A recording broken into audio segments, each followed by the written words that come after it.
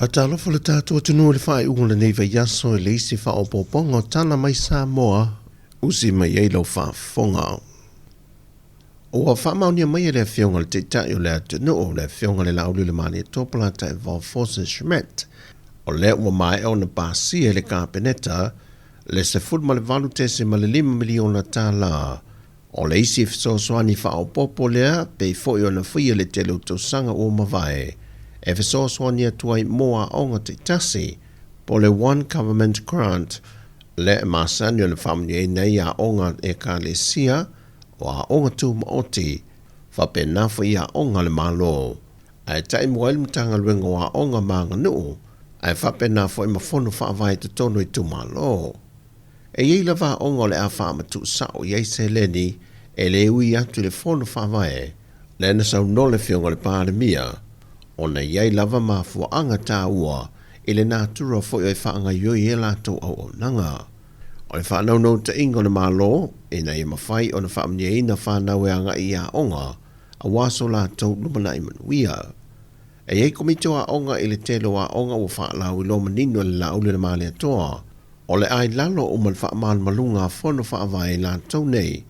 whaatase mapule a onga e le vava whenga iei i le whaasoa ino le nei se leni mai ua fauto i na fu e le malo e se isi whenga whaavai e tau fie le toi whiun sa ini ngā tupe komiti o a onga o na o le a whaalea o ngā ele nganga moni na fuai o na whi nau le malo e wha o ngā fua uma whanau le atano e le fauto i na fu e le malo le whia leo ni sao ngā mea ai po ni whawhanga mo aso whia onga po sa isi la wha moe moa onga uma o wa o le isi le amo ma le whaafafolo tui nā tui tau au o mātua ma wha vai ai le tele o mātua 5 vai e tui nātua lātou whanau i a onga o lo whanga solo le wha ato to ino whinga wha vai uma le malo e le whaatulanga ina leo le whawhanga ina fua whanau i a onga uma so no foi le whionga o le pālemia o le atoi whaopopo ina foi a onga a matai le atanu e a veo se wha vai papa e whaatonu whala wole ola o ino whanau mai lava i le mua se iyo atu i le whaai unga wa onga maua le lunga. O le mtanga luenga wa onga maanga nuu, o le a whaasa fua ina lea se le ni tusa maleta yala wa whaatu langa ina i le malo, ma whaasoa atu i ofiso fono whawai,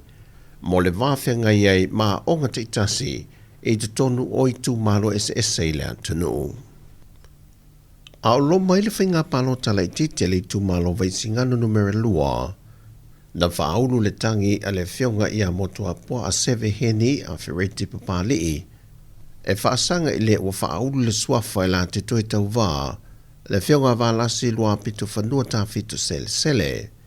Pei tai wa toi whaui tua le tangi a le whionga i a motua poa. O le tangi a le whionga a motua poa e whaasanga i le suia le JPP i a wālasi o tūlanga tau i Montanga. Pe o na sila fia e to a 5 sui o leitu malo sa tau wā i le whainga palo te tele e au fia i mai la ua i e to lua pe tae na manu malo mai motu pua sa vea o se sui tuto tasi au le whionga wālasi sa tau wā o le sui vāng wha upo whai e le SUP pe tae o le toi whai o le whainga palo ta lai titi wa tau wā i le whionga motu pua i le vāng wha upo whai a le wha tui le tua sa mo o tasi e wa sui atu le vanga whaopo whai e tau vai wālasi i lalo le tanga vai le JPP. O le lola pālota leitu malo e awhe tolu se fruma le 5 i lato na restala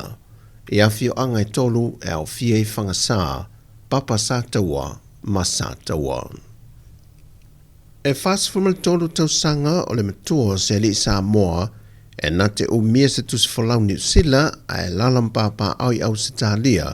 na taunu mai le wawea o le asolulu le whainga malanga a le waa le FEB, ma tau fia i le official tute na wa maua e wha atal malai wa lele, ni ta mai whangu se ono, o lo wa iai te tonu marijuana wa uma o na mili wha ala potopoto wa mango, o nisi o mea whaitino e wha o ngā ina i whaala au wha saina, a to aimani ta mai pepa o waila au, e le whatanga ina fo i te tonu le atunu, ai lalo o malawa le lisi o whaala au wha saina, le ta ua le whaperitania le paraphernalia A to ai ma pepata ai te pa ai lua, ma wa tau fie ne leo lea le i mosu e suenga. Wa mai whalau loe le fionga ale pāle mia i le whailo inga malau Tala, le whamatu watu le silia i le valu se la wafe Tala, e ve soa soani ai i le asosi si o mea mamafa Sāmoa, i le tāpenanga tali ngā mālo, ale au si a Sāmoa, mō le tau vanga whaavao mālo lea o le a whaia mai i Sāmoa mō se teimi mō mua, au se atunu mō mua fo i le Pasifika. Peita iwa whaai loe le fionga le presidente o le asosio tālonga a Samoa, tu au pepe a siata Jerry Warlock, o le wha moe le nei e le lai titi, o lo mana mia se le ne 2 miliona tālai tāpin ai, mai eilo ne talitununga, e siri atu le tupe o le a maua mai le 2 miliona tālai le Samoa, e lana tani ngā mālo le nei le sili e le onu se lau o tangata malanga mai o auta a alo malato au ofisa. O le a whaman via i nai nisi o tātou au whai pisa nisi, ai meise la fo i a tātou whalitani mālo. Whai loto au pepe, e le ngata e fitu se futmaleono a tunu ui e whaantasi mai a lato au ta alo, ai o le a iei fo i male au mātamata e se atu le fo i numere silia maleono se lau o le au ta alo, e tāpua ia lato suita alo i tā longa.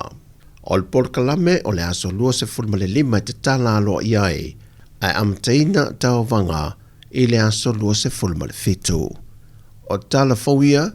anga leile tua le whai unga le vai aso si o tātou atinu, fasoi fuia.